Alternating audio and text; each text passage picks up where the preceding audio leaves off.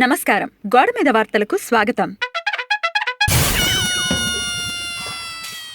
తెలంగాణ వదిలి అమరావతికి తరలి వస్తూ కంటతడి పెట్టుకున్న ఉద్యోగులు. వారిని ఇదేమన్నా సెంటిమెంట్ సినిమా క్లైమాక్స్ లో అప్పగింతల సీనా? ఆ వచ్చేదేదో నవ్వుతూ వచ్చేయండి. లోకేష్ బాబులకు తెలిసే సదావర్తి సత్రం భూ కుంభకోణం జరిగింది. వైకాపా నేత కాకాని ఎందుకొచ్చిన ఊకదంపుడు ఉపన్యాసారా?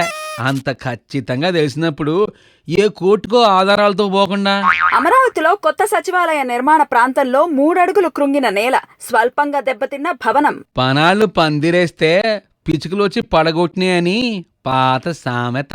నా జీవితంలో ఇలాంటి పనులు చూడలేదు అంటూ దుర్గగుడి ఫ్లైఓవర్ పనులపై అసంతృప్తి వ్యక్తం చేసిన చంద్రబాబు.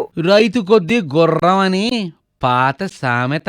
హరితహారంలో భాగంగా హైదరాబాద్ లో 40 కోట్ల మొక్కలు నాటుతాం మేయర్. అప్పుడు దాన్ని నగరం అనరా సామి, అడివి అంటారు.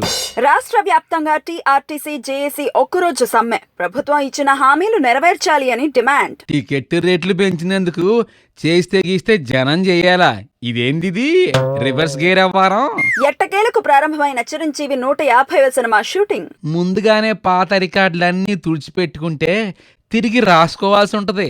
అమెరికన్ లో గన్ కల్చర్ తగ్గించాలి అంటూ అమెరికన్ పార్లమెంట్ లో నేలపై కూర్చుని ఆందోళన చేసిన డెమోక్రాట్లు. ఈ మధ్య వీళ్ళు కూడా మన అసెంబ్లీ సమావేశాలు ఫాలో అవుతున్నట్టున్నారు. విదేశాల్లో హాయిగా గోల్ఫ్ ఆడుతూ కెమెరాలకి చిక్కిన జగన్. ఆడుకోవటం ఆయనకి అలవాటేగా, కొత్తేం కాదుగా. త్వరలో టీఆర్ఎస్ మంత్రులే బీజేపీలోకి చేరుతారు భాజపా నేత. అన్నట్టు పున్నమి మొన్న నిన్న. ఇంతటితో గోడ మీద వార్తలు సమాప్తం.